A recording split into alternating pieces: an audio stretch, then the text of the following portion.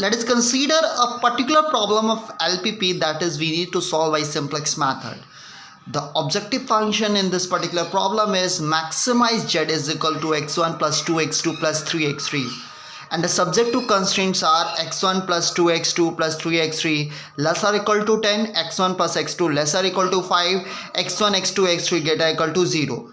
Here given that the LPP, what is actually the LPP over here?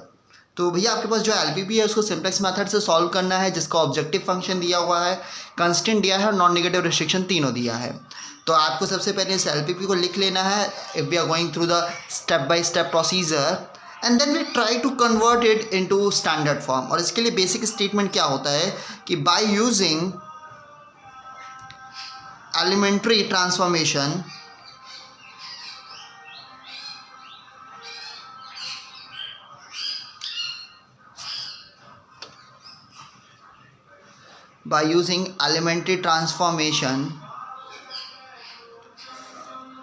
we reduce the above form of LPP into standard form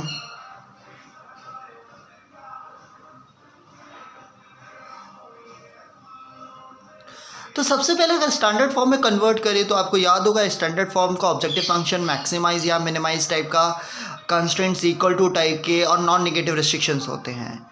लेकिन जब आप standard form में convert करते हैं तो हमेशा उल्टा प्रोसेस किया जाएगा, यानी पहले वेरिएबल चेक करेंगे कि नॉन नेगेटिव है या नहीं. तो भैया since x1 and x2 greater equal to 0, so we will proceed to subjective constant. तो जो सब्जेक्टिव कंस्टेंट है वो पहला इक्वेशन है आपका x1 plus 2x2 plus 3x3 और लेसर इक्वल टू 10 है. तो याद होगा अगर लेस देन की इनक्वालिटी है तो इस इक्वेशन में कन्वर्ट करने के लिए एक वेरिएबल ऐड करना पड़ेगा which is referred as slack variable. ये बातें आपको बताई जा चुकी है. उसके बाद आप बात करोगे x1 प्लस x2 और इस केस में s2 इज इक्वल टू 5 की. तो पहले 3 वेरिएबल था, अब 2 वेरिएबल और ऐड हो गए, यानी कि अब आपके पास टोटल 5 वेरिएबल्स आ जाएंगे.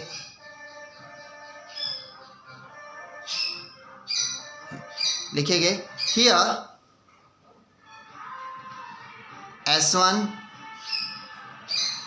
And s2 are slack variable. अच्छा, यहाँ पे भी आपको ये चाहे तो आप फिर से लिख सकते हैं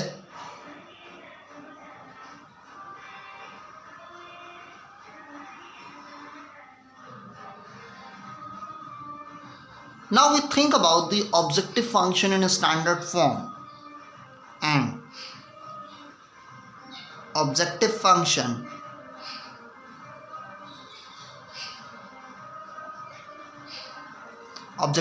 आपका क्या हो जाएगा? Simply maximum of z is equal to x1 plus 2x2 plus 3x3 plus 0s1 plus 0s2. आपको बताया गया था कि जो स्लैक वेरिएबल होते हैं उसके कोफिशिएंट का प्रोडक्ट 0 होता है, यानी उसका ऑब्जेक्टिव फंक्शन में कोफिशिएंट 0 मिलेगा.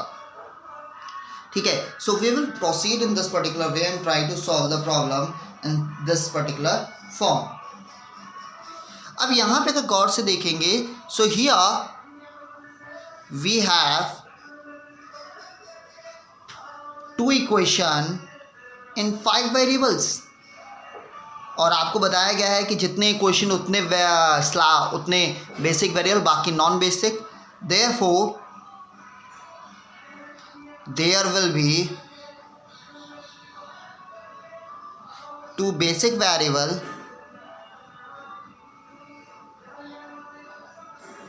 And 3 non basic variable.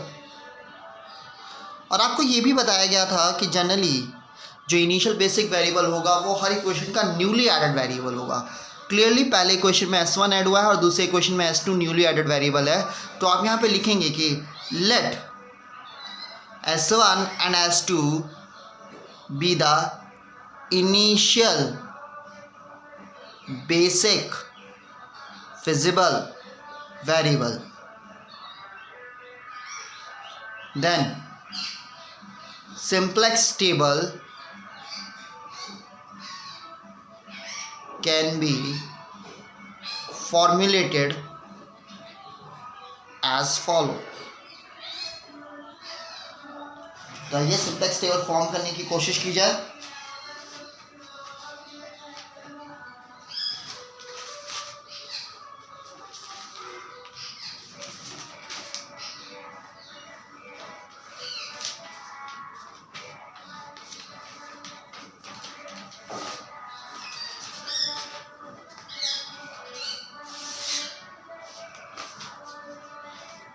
So let's start with the column and let's start with the simplex table। Simplex table में आपको पता है कि सिंप्लेक्स टेबल का फॉर्म वर्क कैसा ले जाता है। सबसे पहले 3 जो कॉलम होते हैं वो होते हैं सी बी एक्स बी और इधर होता है सी जे। उसके बाद जितने भी डिजायर्ड वेरिएबल आपको स्टैंडर्ड फॉर्म में देखने को मिले आप उन सबको लिखिएगा। तो भैया x1 x2 x3 s1 s2। तो जिन्होंने नहीं भी देखा है वो भी इस पर ध्यान देते रहेंगे तो आराम से कर लेंगे। और आखिरी कॉलम होगा मिनिमम रेशियो का। तो सबसे पहले फर्स्ट इटरेशन की तरफ बढ़े।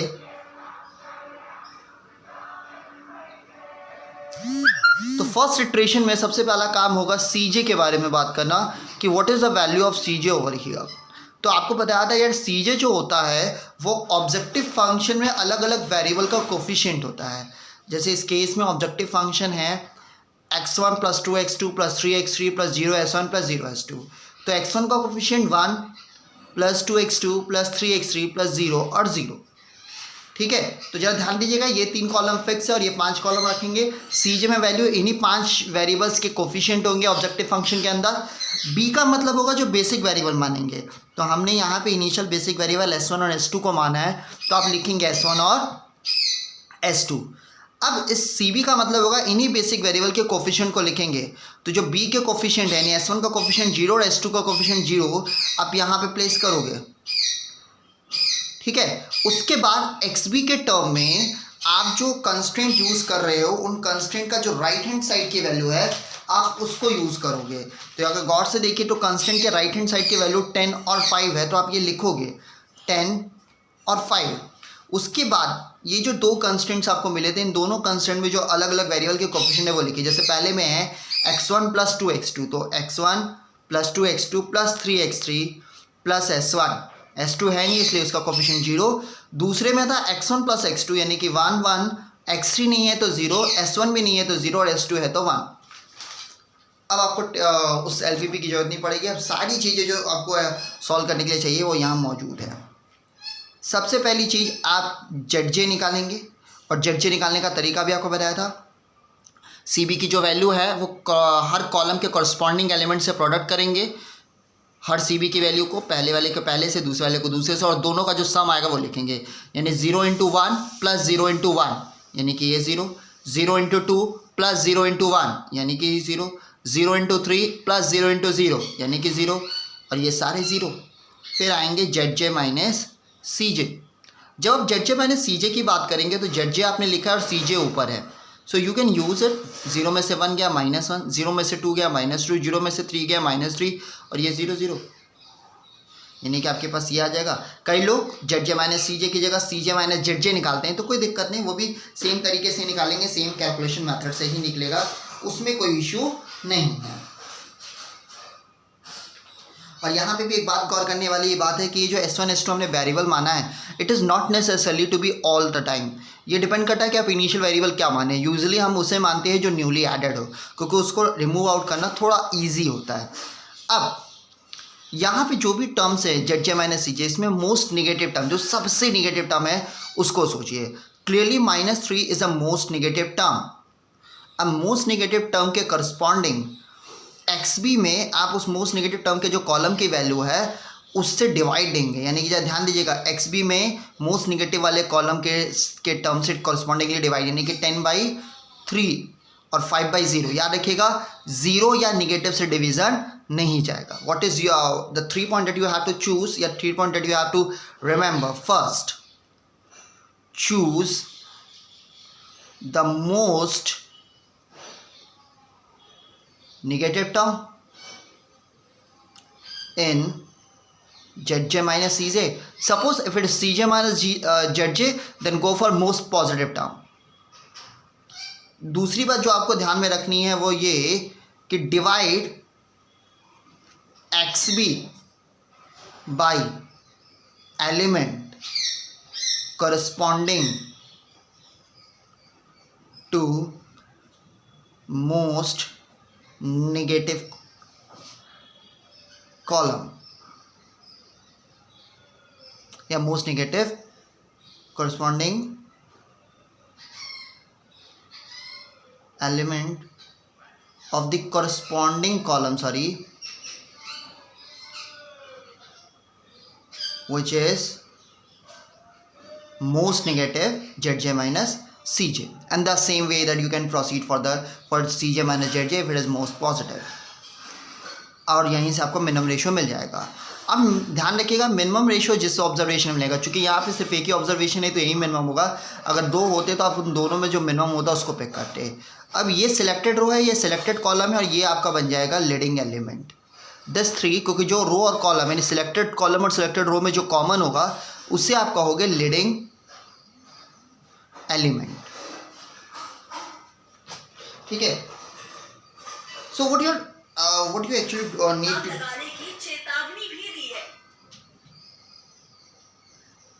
what you actually need to do over here, most negative term या मोस्ट नेगेटिव कॉलम के बारे में बात करनी, जेड माइनस सी जे दिख गया। अब आप थोड़ा आगे बढ़ोगे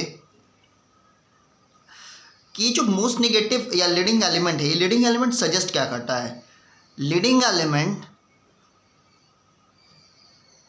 suggest us which one will be outgoing and incoming variable in basis set। ठीक है। लीडिंग एलिमेंट आपको बताता है कि बेसिस सेट के लिए कौन सा आउटगोइंग वेरिएबल होगा और कौन सा इनकमिंग वेरिएबल होगा। आउटगोइंग वेरिएबल कहने का मतलब कौन सा बेसिस सेट को छोड़ के बाहर जाएगा, यानी इस S1 S2 में से कौन सा बाहर जाएगा और कौन सा बेसिस सेट के अंदर आएगा, यानी जो नॉन बेसिक है उनमें से कब और कौन सा नया बेसिक वैल्यू जाएगा। तो सिंपल सी बात है, इस एलिमेंट के करस्पॉन्डिंग रो में जो एलिमेंट है वो बाहर जाएगा और करस्पॉन्डिंग कॉलम में जो एलिमेंट है वो बेसिस सेट के अंदर आएगा। This is what the logic, यानी मोस्ट नेगेटिव कॉलम के करस्पॉन्डिंग जो एलिमेंट होगा वो बेसिस सेट में एंटर करेगा और मिनिमम रेशियो के करस्पॉन्डिंग जो एलिमेंट होगा वो बेसिस सेट को लीव आउट कर जाएगा और आप आगे बढ़ जाएंगे। आइए आगे बढ़ते हैं और सेकेंड इटरेशन की बात सोचते हैं। अगेन सेकेंड इटरेशन में भी सारे कॉलम सेम ही होंगे, कोई दिक्कत नहीं होगा, यानी कि आप फिर से वही बात करोगे C B B X B और यहाँ सी जे लिख दीजिएगा, x1 x2 s1 s2 और s3, और आपके अब जो वेरिएबल है वो बदल जाएंगे, यानी आप s1 s2 की जगह आपका नया वेरिएबल s1 की जगह जो आपका टर्म आ जाएगा वो आएगा x3 और यहाँ आएगा s2, और cj का कोफिशिएंट अब भी वही 1 2 3 0 0। हालांकि हमें इसी को कंटिन्यू करना था पर बीच में चूँकि कुछ टर्म्स लिखे हैं तो थोड़ा सा शायद विजिबली सही नहीं दिखता, इसलिए हम इसको दूसरे टेबल में देखने की कोशिश करेंगे। अब x3 का जो कोफिशिएंट है वो तो है 3 और s2 का कोफिशिएंट है 0। ये यहाँ से आप देखेंगे x3 का कोफिशिएंट 3 और s2 का कोफिशिएंट 0। अब आपका अगला टास्क होता है जो इस लीडिंग एलिमेंट जो होता है वो हमेशा 1 होना चाहिए। That is what your the next task. अब जरा ध्यान दीजिएगा, ये फर्स्ट रो में जो एलिमेंट है उसमें सी बी और मिनिमम रेशियो को छोड़ के बाकी सारे एलिमेंट हैं, इनको गौर से देखिएगा। तो 3 को 1 कराने के लिए क्या करना चाहिए? इसमें 3 से डिवाइड देना चाहिए। तो जब आप इसमें देंगे तो सिर्फ इसमें देने से काम नहीं चलेगा, आपको पूरे में देना होगा, अदरवाइज वो ऑपरेट होगा ही नहीं। That is what you need to do. क्योंकि अगर आप इक्वेशन में, अगर मान लीजिए कोई इक्वेशन है, सपोज करिए कोई इक्वेशन है 2x + 3y, तो अगर आप इस x के कोफिशिएंट को 1 करना चाहते होंगे तो आपको पूरे इक्वेशन में डिवाइड देना होगा। यही बात यहाँ भी लागू होगी। ठीक है, क्योंकि मिनिमम रेशियो और सी बी इसका पार्ट नहीं होता है, ये आगे कैलकुलेशन से मिलता है, इसलिए आपको इसमें डिवीज़न करने की ज़रूरत नहीं है। तो इसको 1 करेंगे, यानी ये 1 होना चाहिए, और लीडिंग एलिमेंट के कॉरस्पॉन्डिंग बाकी जो भी एलिमेंट उस कॉलम में होगा वो 0 होना चाहिए। यहाँ ऑलरेडी 0 इसलिए कोई दिक्कत नहीं, लेकिन अगर नहीं होता तो आप 0 करते। ठीक है, तो 1 and it is supposed to be 0, कोई दिक्कत नहीं है।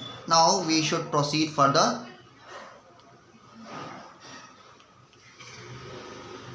One and zero. अब आपके पास जो टर्म है उसके बारे में सोचते हैं। Now what we need to think about कि भैया ये वन करने के लिए क्या करना होगा आपको, R1 को, आपको यहाँ पे R1 को 3 से डिवाइड देना पड़ेगा। तो सब में दीजिए, तो यहाँ आएगा 10/3, फिर आएगा 1/3, यह आएगा 2/3, यह आएगा 1/3, यह आएगा 0। और चूँकि ये ऑलरेडी 0 इसलिए आप इसमें कुछ नहीं करेंगे और इसको जस का तस लिख देंगे। अब आप क्या करोगे ना, फिर से ZJ निकालोगे और ZJ निकालने का तरीका CB into this into this का सम करेंगे, यानी 3 इंटू 1/3 प्लस 0 इंटू 1, क्लियरली इसकी वैल्यू आएगी 1। 3 इंटू 2/3 प्लस 0 इंटू 1, क्लियरली इसकी वैल्यू आएगी 2। 3 इंटू 1/3 प्लस 0 इंटू 0 यानी क्लियरली 1, फिर ये 0, माफ कीजिएगा, this is suppose to be 1। अब ZJ माइनस CJ निकाल दीजिए। भैया 1 से 1 गया 0, 2 से 2 गया 0, 3 से 3 गया 0, ये 1 से 0 गया 1 और ये 0। This is how it must be solved and we need to think. जैसे ही ZJ माइनस CJ सारे के सारे ग्रेटर इक्वल टू 0 आ जाएंगे, आपका सिंपलेक्स टेबल टर्मिनेट कर जाएगा। So the statement that you are going to use in your next frame is कि as soon as your all ZJ minus CJ greater equal to 0, we will leave out. That is since all ZJ minus CJ is greater equal to 0, therefore simplex table terminates at here and the optimum solution will be, क्योंकि सारे के सारे ZJ minus CJ greater equal to 0 है। In case अगर आप ये suppose करिए कि अगर आप CJ माइनस ZJ निकाल रहे होते तो सारे के सारे निगेटिव मिल जाते आपको, तो आप कहोगे और ऑप्टिमम सॉल्यूशन कैसे देखोगे जब टेबल खत्म हो जाए। तो यहाँ जो वेरिएबल होगा वो फाइनल बेसिक वेरिएबल होगा और जो नहीं होगा वो नॉन बेसिक होगा। तो चूंकि ओरिजिनल प्रॉब्लम में 3 वेरिएबल थे आपके पास, x1, x2 और x3, तो इसमें से सिर्फ x3 ही बेसिक में रहा और उसकी वैल्यू 10/3 है, तो आप लिखेगा 10/3। और बाकी दोनों नहीं, यानी कि दोनों नॉन बेसिक है और नॉन बेसिक की वैल्यू हमेशा 0 होती है। That is what we know by the definition of basic variable and non basic variable, that all those variable which we leave out to solve या to proceed the equation are called non-basic and non-basic is always 0। तो ये मिलेगा। And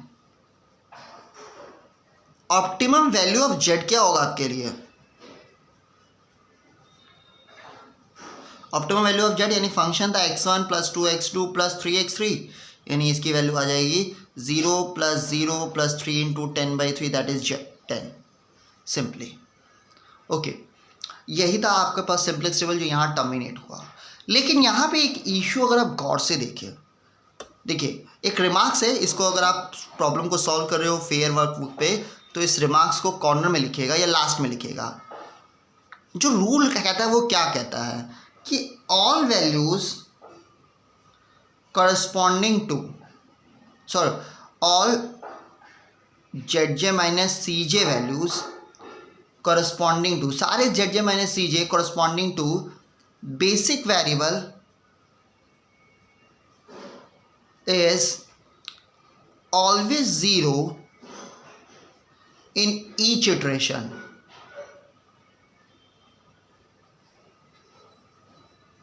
मतलब ZJ minus CJ की value देखेंगे तो वो हर iteration में इसकी वैल्यू क्या होती है, 0 होती है।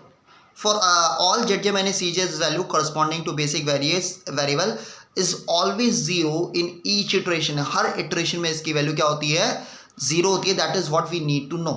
इसमें कोई तकलीफ किसी को नहीं होनी चाहिए। लेकिन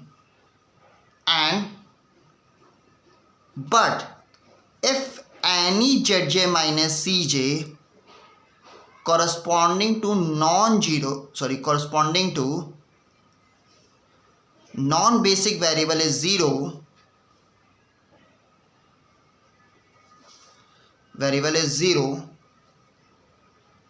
then it indicates of the existence of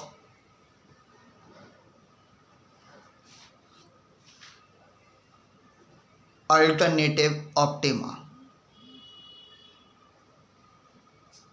मतलब समझिएगा, एक चीज़ हमेशा लगे, चाहे इटरेशन कोई भी हो, पहला इटरेशन यानी इनिशियल इटरेशन हो, सेकंड हो, थर्ड हो, फोर्थ हो, लास्ट हो, हर इटरेशन में जेड जे माइनस सी जे के कॉरस्पॉन्डिंग जो वैल्यू होगी वो कंफर्म जीरो होगी। लेकिन नॉन बेसिक वेरिएबल के corresponding Z J minus C जे की वैल्यू जीरो हो, यह आवश्यक नहीं है। इनकेस अगर ऐसा मिल जाए कि कोई भी non basic variable Z J minus C J corresponding zero आ जा रहा है, तो इसका मतलब है वहाँ पे कम से कम एक अल्टरनेटिव ऑप्टिमा एग्जिस्ट करेगा, यानी कम से कम एक और वैकल्पिक सॉल्यूशन जरूर होगा। अब उसको निकालने का तरीका क्या होगा? यहाँ पे देखिएगा, अब आप इस रिमार्क्स के नीचे आप ध्यान रखिएगा, इसके नीचे आपको लिखना है, यानी इस प्रॉब्लम को आगे कंटिन्यू करेंगे।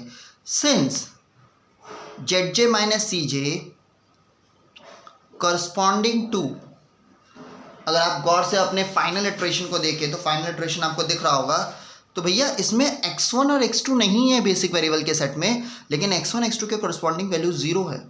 तो यहाँ पे कम से कम एक सॉल्यूशन तो एग्जिस्ट करेगा, और उसके लिए आप करोगे क्या? कम से कम एक, अगर आप एक भी दिखा दिए तो अल्टरनेटिव एग्जिस्टेंस मिल जाएगा। आप क्या करोगे कि आप इसी को यूज़ करोगे, तो यानी कि इसका अल्टरनेटिव एग्जिस्टेंस है corresponding to non-basic variable. So if you are writing this question in your fair workbook or just for an exercise, then you can proceed in this further. But otherwise, if you are going for the continuous solution, these statement is directly after this, and these remarks should be put at the last. Non-basic variables x1 and x2 is also zero, therefore there exists an alternative optima.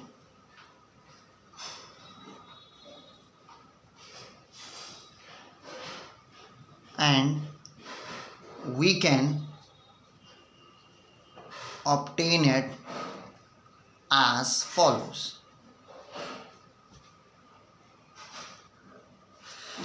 So ZJ minus CJ corresponding to variable x1 and x2 is 0. That means there exists an alternative optima in this particular problem. So we proceed further. अब हम इसके आगे बढ़ेंगे, और इसके आगे बढ़ने का तरीका क्या होगा? We can obtain, तो हम क्या करेंगे, इसको ऑब्टेन करने का तरीका सिंपल सा ये होगा कि आप जो लास्ट इटरेशन मिला था ये वाला, इसको फिर से लिखोगे, इस पूरे इटरेशन को फिर से लिखोगे। तो जरा इस इटरेशन को लिखा जाए पूरा का पूरा, जैसा ऊपर है बिल्कुल उतार दीजिए सेम टू सेम। यानी आपके पास बेसिक वेरिएबल क्या थे? x3 और s2, 0 और 0, वैल्यू सीधा 10/3 5, और इधर वैल्यू थी 1/3 2/3 1 1/3 0 1 1 0 0 1। जेड जे की वैल्यू आपके पास थी 1 2 3 1 0। जेड जे माइनस सी जे की वैल्यू थी आपके लिए 0 0 0 1 0। देखिए जेड जे कई सारे बुक्स या कई सारे ऑथर्स या कई सारे टीचर्स भी जेड जे नहीं लिखते। अब जेड जे लिखना ना लिखना आपको सिर्फ जेड जे माइनस सी जे की वैल्यू से मतलब है, तो जेड जे लिखना ना लिखना आपके ऊपर है। पर मेरी सलाह होगी कि अगर आप प्रॉब्लम सॉल्व कर रहे हो, थोड़ा कन्वीनियंट करना हो, तो जेड जे लिख लीजिए, थोड़ा कंप्यूटेशन आपको ज़्यादा ईजी लगने लगेगा। अब आप क्या करते हो ना, जो नॉन बेसिक वेरिएबल के करस्पॉन्डिंग जीरो है ना, उसी को ही मोस्ट नेगेटिव मानते हो। सिलेक्शन करने का तरीका क्या है? मोस्ट नेगेटिव टर्म को सिलेक्ट करते हैं, तो जो वेरिएबल नॉन बेसिक के करस्पॉन्डिंग जीरो वैल्यू को होल्ड करता है जेड जे माइनस सी जे को, उसी को ही अब आप अगला इनकमिंग वेरिएबल मान लेते हैं। तो चूंकि x1 और x2 के करस्पॉन्डिंग वैल्यू जीरो है और x1 x2 नॉन बेसिक है इस टेबल के रिगार्डिंग, तो आप इनमें से किसी एक को भी लेके आगे बढ़ सकते हैं। आप ये कॉलम भी सिलेक्ट कर सकते हो, ये कॉलम भी सिलेक्ट कर सकते हैं। अगर जीरो वैल्यू है और वो नॉन बेसिक है, तो चलिए हम मान लेते हैं सिलेक्ट कर लिया जाए, सपोज करते हैं, आइए इसी को सिलेक्ट करते हैं। तो अगर इसको सिलेक्ट करेंगे तो मिनिमम रेशियो क्या होगा? एक्स बी अपॉन दिस, इसमें इसका डिवाइड देंगे तो 10/3 और 1/3, 10/3 में 1/3 का डिवीज़न देंगे तो आएगा 10, 5/1 का डिवीज़न देंगे तो 5, माफ़ कीजिएगा ये आपका 3 है तो ये आएगा 5। ठीक है, अब मिनिमम रेशियो चूज़ करना है आपको, तो मिनिमम रेशियो आपको क्लियरली दिख रहा है कि आपका ये वाला वेरिएबल है, यानी 5 मिनिमम वैल्यू है, तो आपका लीडिंग एलिमेंट ये 1 बन जाएगा। क्लियर है बात? That is what you need to do, और इसी को आप करते हुए आगे बढ़ जाएंगे। नहीं, आइए आप आगे बढ़ते हैं। चलिए वैल्यूज़ यहाँ रखिएगा, तो यहाँ पे वैल्यूज़ आ जाएगी x3 बेसिक वेरिएबल में, यहाँ आ जाएगा x1, ये आएगा 3, ये आएगा 1। अब आपको क्या करना होगा, इस 1 को 1 करना है और इस 1/3 को 0 करना है। ध्यान दीजिए, आपसे क्या कहा था, लीडिंग एलिमेंट को 1 रखना होता, चूंकि ऑलरेडी 1 है तो कोई दिक्कत नहीं होता तो पिछली बार की तरह इसको 3 से 4 से या जो वैल्यूज़ होती है उससे डिवाइड करते हैं। और आपको फर्स्ट वाले टर्म यानी इस लीडिंग एलिमेंट के करस्पॉन्डिंग कॉलम में जितने भी एलिमेंट है उसको 0 करेंगे, चूंकि सिर्फ एक है इसलिए एक को 0 कीजिएगा। ठीक है, आपके पास 3 इटरेशन हो चुके थे, ये आपका 4th इटरेशन होगा। ठीक है, 2 इटरेशन उस टेबल में, 3rd ये वाला होगा, 4th ये मान लीजिए। तो 0 1, और आप इसको 1 करने के लिए इस पूरे में 5 पूरे को वैसे का वैसा ही लिख देंगे, यानी 1 1 0 0 1। लेकिन इसको 0 करने के लिए क्या करना होगा आपको, जब गौर से देखिएगा, R1 को 0 करने के लिए R1 में R2/3 से डिवाइड, यानी इसमें 1/3 का डिवीज़न देके अगर इससे सबट्रैक्ट करें तो ये 0 होगा। सिंपल सी बात है, तो करते हैं। 10/3 माइनस 5/3 यानी कि ये आएगा 5/3। 2/3 माइनस 1/3 यानी कि ये आएगा 1/3।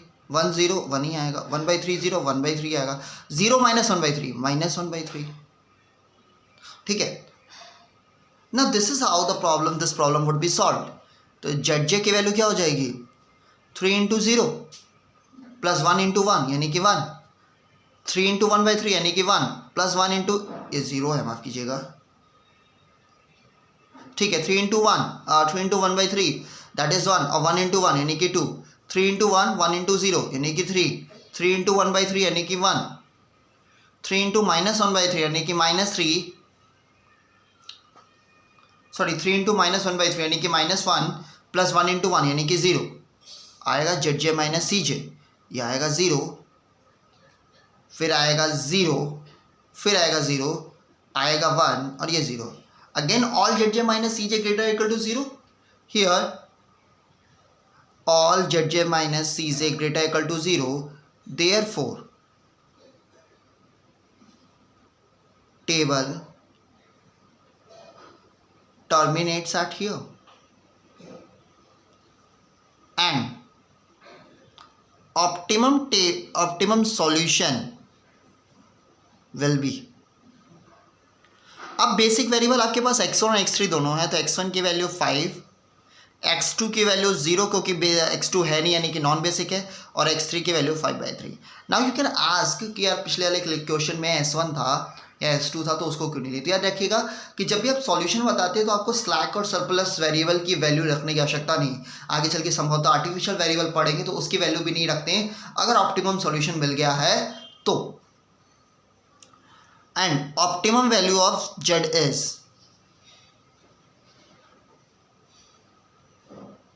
फॉर्मूला क्या था, x1 + 2x2 + 3x3 यानी कि 5 + 2 × 0 + 3 × 5/3। अगेन सॉल्व करेंगे तो ये वैल्यू 10 के बराबर आएगी आपके पास।